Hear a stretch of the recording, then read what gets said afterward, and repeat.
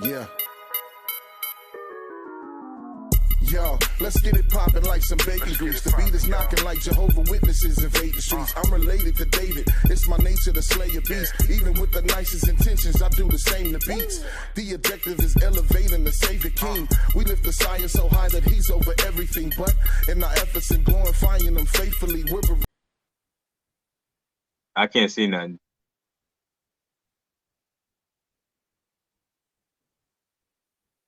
You are now listening to the hottest producer with the hottest beats.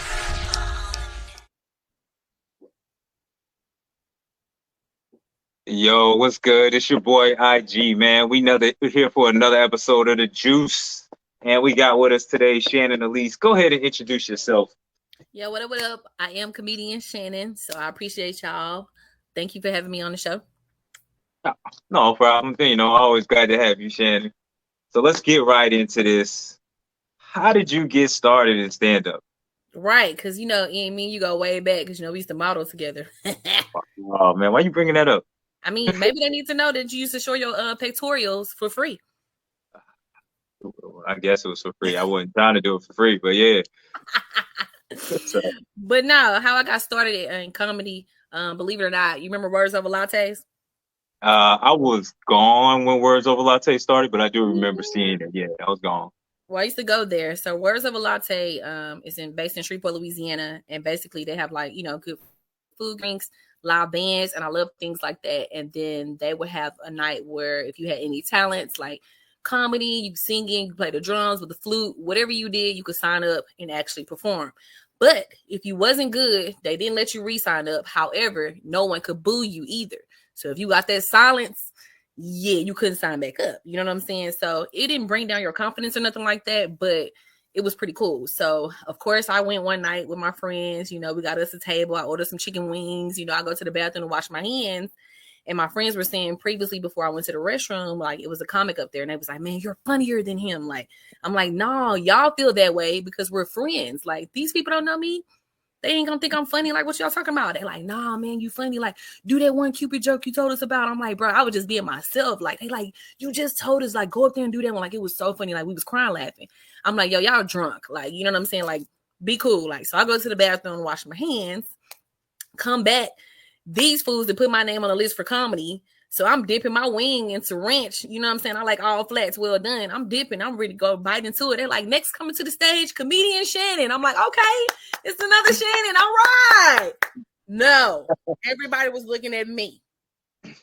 So I'm looking at the host. I'm like, no, I didn't sign up or whatever. He's like, no, y'all want to see her? Y'all want to see her? Make some noise. And he just kept hyping the crowd, hyping them.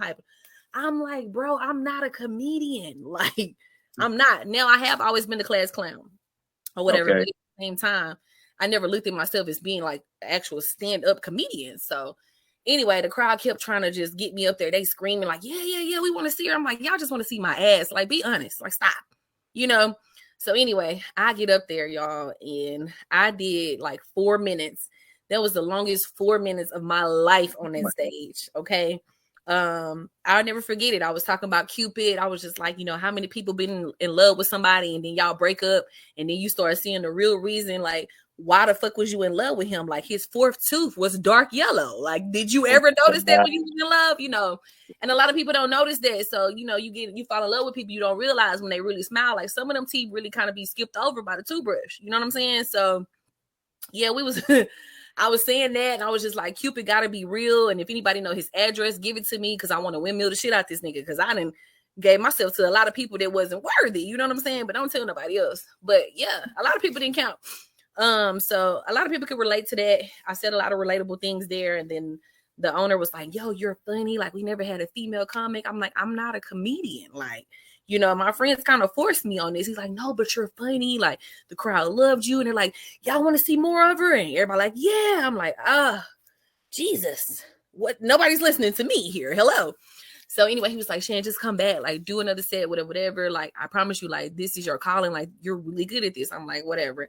So I go home and actually write. I come back the following week. I perform again and again and again and again, to where the point I had built up a lot of fan base. Just so happened that I'm not gonna say any names or whatever, but somebody that pretty much ran the Arlington Improv came in So you Okay. know how they say being at the right place, the right time. He saw me. He was like, "You ever did comedy? Like, traveling like outside of Shreveport?" And I'm like, "No, I don't do comedy." Like, he was like, "But you're funny. Like, you should come. Like, I'll pay for your trip." Da da da. And I'm like, "Okay, hold on. We talking about money? Didn't know how much money I can make in this game, but you can make some money in this game." So I'm like, "Okay, Definitely. yeah." So I was like, "Let's do it." So I basically got his information, and went to Arlington Improv, and literally it was another celebrity that was there to saw me, and it just went crazy for me. Like, I mean, all the way down. Like, I started making lists of people like in the comedy game that I wanted to work with, praying over it, put it in my Bible, and it's all come to pass. I can really say these people, my friends, from Marlon Wayans, Bill Bellamy, B. Simone, Daisy Banks, DC Young Fly. I mean, Michael Blackson, Nick Cannon. The list goes on. Like, and like they say, it ain't what you know, it's who you know. That's a true statement. True statement. I got you.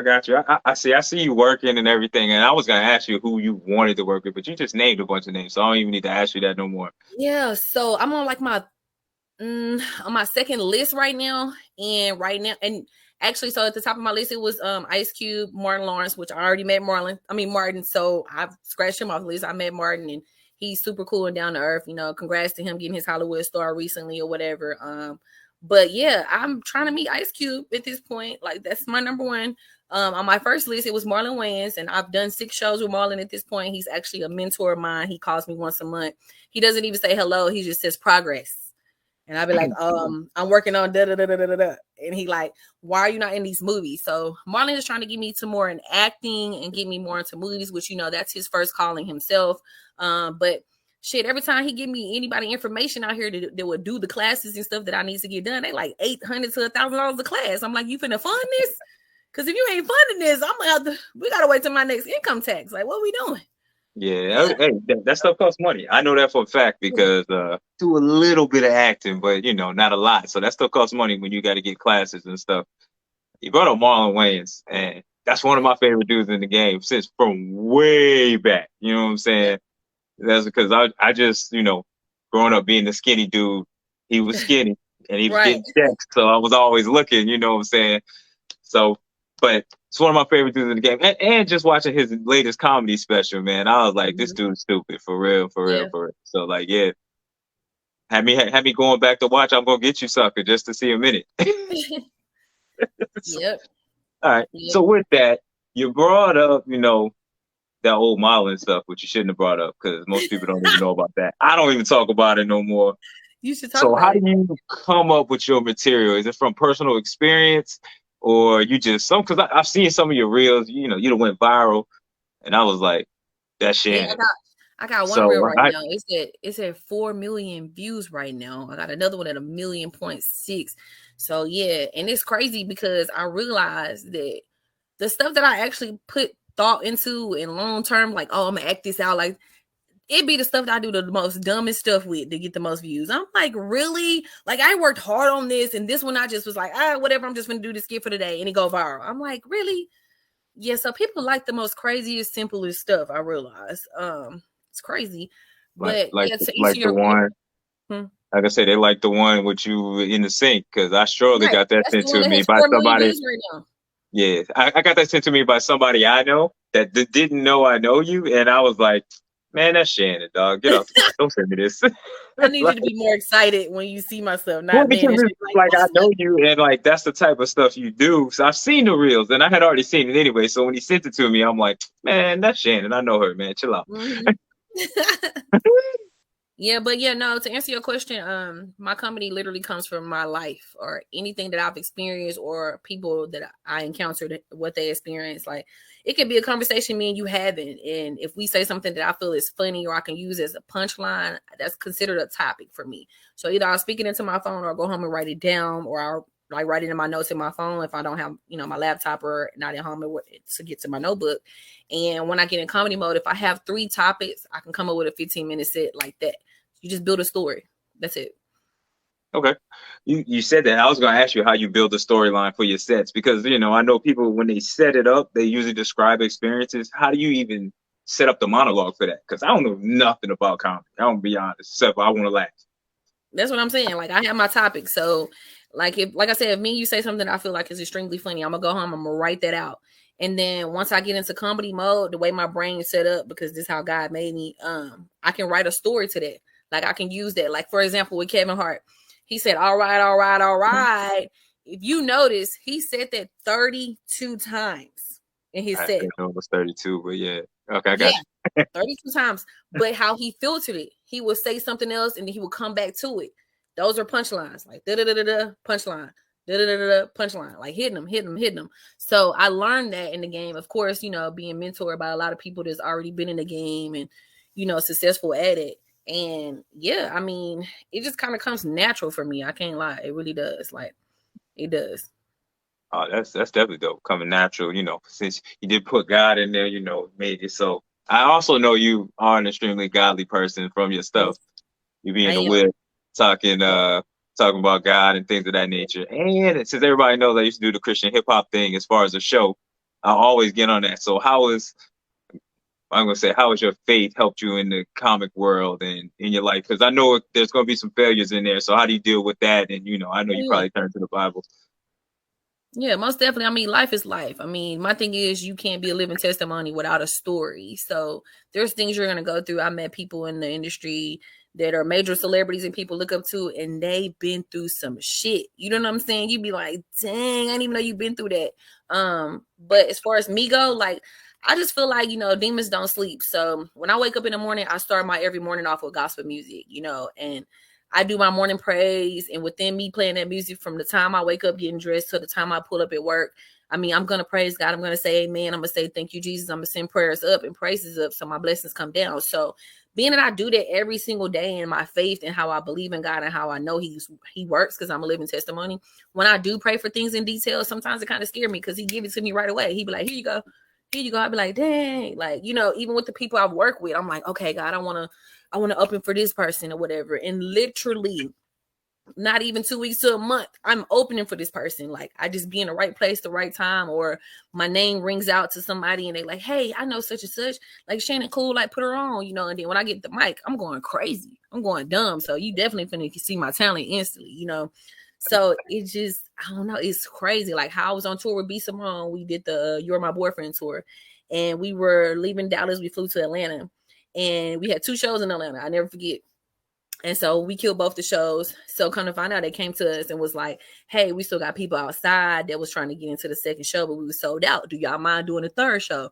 We like, if we getting paid, run it. What you mean? Like, this is the third time doing it. I'm super at ease at this point. Let's do it. So they open up the doors for a third show or whatever. Man, I look out in the crowd.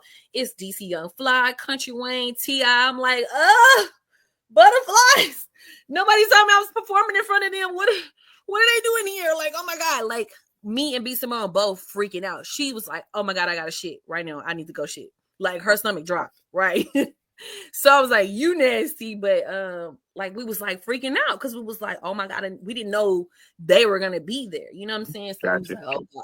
So now it's like the pressure's on. It's like, all right, I gotta do good. I gotta make them laugh, you know. So that was my objective. Man, I got out there and killed it. I looked, man, T.I. was like, he had put his hoodie on and was like leaning down, laughing, like cracking up like hard.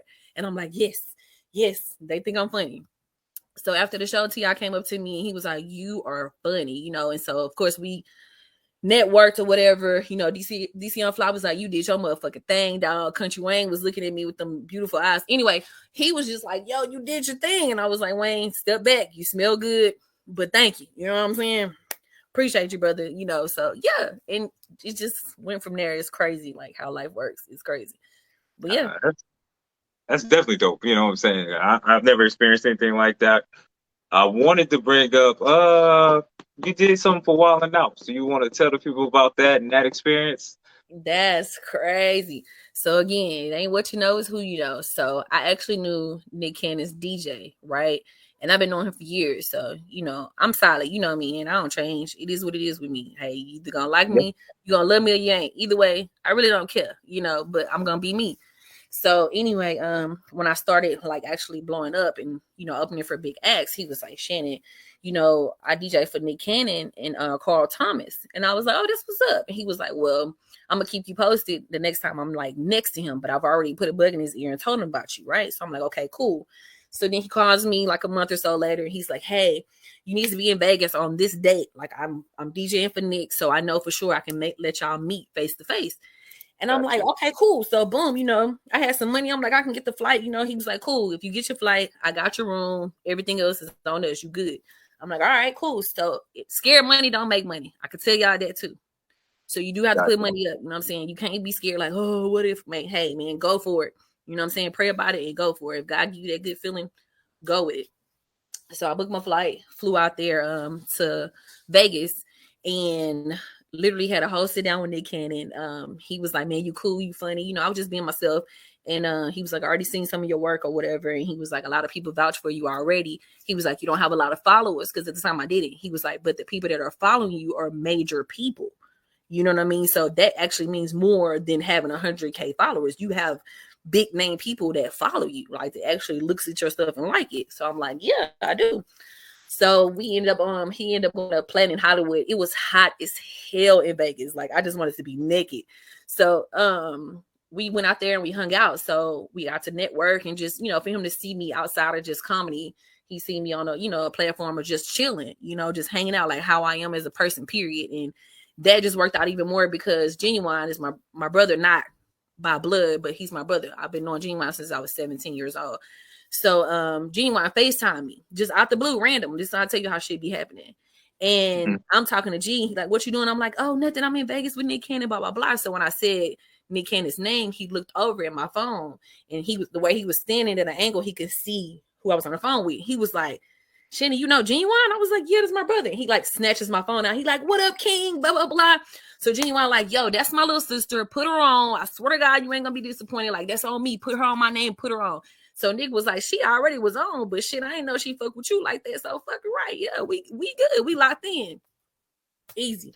Plug me in. I'm laughing at the Genuine thing because he used to live around the corner from my grandmother growing up in DC, so in District Heights. So I got plenty of stories. Like my uncle used to beat him up. So like that. Oh man. That's what I'm saying. My uncle used to beat him up, and I remember that when I was growing. Dang. Because he was the dude with the S curl.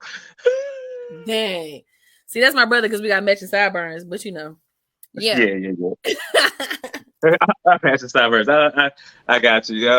I want to say you're nominated for what? A Houston Broadcast Award for Comedian of the Year.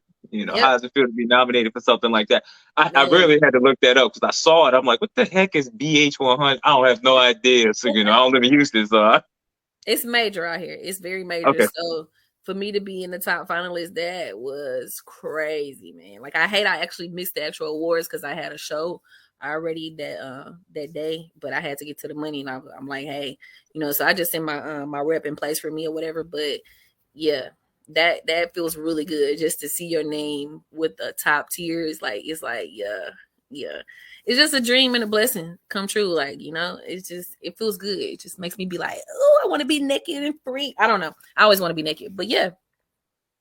I got you. I got you. I mean, you can't celebrate right unless you're naked. I'm just saying. That's just me. I'm not getting involved in that. Fair. My wife gonna listen to this, so Right. I get involved in none of this. But I'm sure she like being naked too. So I mean, I don't know. I wish I was born in biblical days. Like I really don't like clothes. But yeah. Okay, you should need to go hang out at a Renaissance fair one time then. I'm dead serious. I just found out about It's Wild Out There. Yeah, no comments. But yeah. I got you. So in your comedy experience, have you ever experienced a heckler, and how would you, well, I pretty much know how you would handle it, but tell the people how you would handle it. What you mean, like how I handle? Like I really, I can see you going after heckler, but also depending on who it was, you probably tell them you can't whoop me. So what's the difference? So you know me, right? You know me though. I really can't say that I had issues like that. Like, knock on wood, I've never bummed. When I'm on, like I said, I speak relatable things. So when I'm on stage, everybody can relate. I pinpoint, from male, female to age frames, whatever. Like I peep my crowd before I even go out there to know, okay, yeah, I'm gonna do this, I'm gonna say that. So only time I've ever had somebody just be like out of line, somebody was drunk and was trying to like, man, you fine as hell. Like, you know, like, stop saying that. Like, bro, we get it. Like, I'm like, this nigga came in with his own 6-pack. Like, look at you, sir. You need to lose weight. Like, you know, and I'll just start ranking on whoever it is, because, but it won't be, I'm not the type of comedian, like, you can come to my shows and it's safe. I'm not going to talk about you. Like, I actually get on stage and talk about myself. You know what I'm saying? But Exactly. if you keep trying to be the center of attention, I'm finna break you down. I'm finna roast you. Like, you know, where we from, we roast. You know, we sit around, we crack jokes, we talk about each other all day, every day. It's never a dull moment. So it comes so naturally and easy for me. Like, you don't want to get in a roasting competition with me, because, boy, I'm gonna point out some stuff your mama ain't even know what's wrong with you. You know what I'm saying? So yeah. I got you. I got you. But you know, you already. We talked about all the comedy stuff. Let's talk about the music side here, because I know you got your own little anthem out there called Shenanigans. You know, yeah, you got a little buzz on the music side too. So let people know about that. So let me tell you how I even got into creating and making shenanigans. So being a comedian, you know, the DJ always asks you what song you want to come out to, right? Right. Always. So I start to think, I'm like, dang, I'm always kind of baffled. Like, what do I want to come out to? You know, do I want to come out to gospel music? Do I want to come out to booty, you know, twerking? What do I want to do? Like, you know, so I'm always kind of baffled, like, what song? So I was like, you know what? I'm gonna make my own song. That way I can get paid double, because then I can promote my song. You can download that, and you're in my comedy show. You already paid for that. So why not put more money in my pocket? Why not make my own song? Which actually works for me. I just did a comedy special with this TV show called The Comedy Come Up. And they gave us a list of songs that we can use, because it was the only thing that, you know, I guess was copyrighted by them, or, you know, they had legal rights to do it. I'm like, well, hey, I got my own song. They was like, oh, if you got your own song, bet. So now my song is finna be aired on TV. Like, once they get everything done, because they're doing different episodes in different cities and states. Yeah, I can't wait. I'm excited. So, and Corey Bell actually hosted, but it was produced by Jasmine Lewis. So Jasmine's big off the Player Club. A lot of major movies she's done. She's an amazing person. So I greatly appreciate them. But anyway, so Shenanigans, of course, is not spelled like how it's spelled correctly, shenanigans. It's Shenanigans, because it's my name. Yeah. So I went and LLC'd it. Can't steal it. It's mine. I got all my copyrights, everything on it. But again, scared money don't make money. You got to put your money out there behind yourself to promote yourself. So yeah, I literally wrote Shenanigans. I went into the studio and I was like, hey, I got a song I want to drop. And they're like, man, stop playing, bro. You funny. Nah, I'm not being funny. I'm serious. So I was like, bro, give me a beat and watch what I can do. So they gave me a beat. I freestyled a little bit of it. They was like, man, get in the booth. Let me see what you got. I get in the booth. I go crazy. First of all, they had the LED lights. As you see, I love LED lights. So they had that in the booth already. I'm like, turn it on red. That's my favorite color. Put the headphones on. I heard the beat. Went crazy. My very first take and very first time ever being in the studio, they was like, yo, that's a hit, bro. Like, you good. I was like, no, let me run it one more time. They was like, no, that's good. Like, you're lying to me. Like, you've been in the studio before. Like, they didn't believe me. And I'm like, I have no reason to lie, bro. I don't get an extra W-2 for lying, my nigga. Like, I've never been in the studio. I've never recorded before. I love music. I've always loved music because we never had cable growing up. You know what I'm saying? So that was my only option. But I see how you look at it. It's like the cable thing. I was like, I don't know. I had cable, so I don't know. Yeah, so we didn't, you know what I'm saying? I'm from a trailer park, lot 70. Like, my childhood was really rough. You know, people look at my success and where I am today, but my childhood was horrible, okay? Like, very, very bad. You know, I hate to say it, but my mom, you know, was an alcoholic, still is. My dad drove trucks. He was only home 36 days out of the year.